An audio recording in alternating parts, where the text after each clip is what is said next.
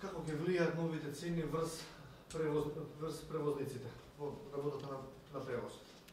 Значи, секако, како и досега, секој зголемување на цените, нормално дека ово што влијае врз рентабилното работење на превозниците.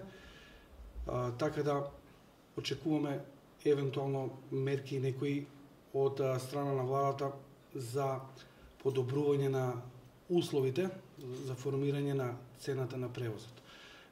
Како што ни е познато на сите, пред неколку години владата донесе одлука за повластена стапка на ДДВ за компании кои што се бават со одредени дејности, меѓу кои беше и нашата компанија.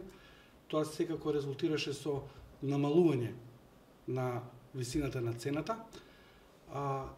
Сега, во овој момент, со оглед на последните поскапувања, кога би можела една таква одлука да се издействува за интервенција по однос на акцизата на горивата, мислам дека би биле спокојни по однос на стабилноста на цената во догледно време. Би се отворили сега, односно би настанали ли сега нови нерентабилни линии кои што би работеле во минус, според вас, со овие високи цени?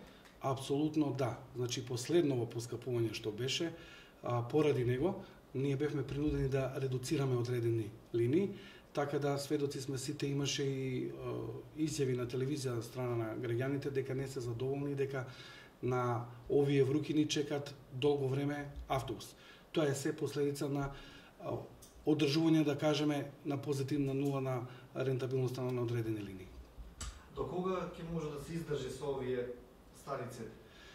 Значи, во моментов не можеме да кажеме прецизно, бидејќи, како што знаеме, летни одмори се и ние конкретно сме десеткувани на работа.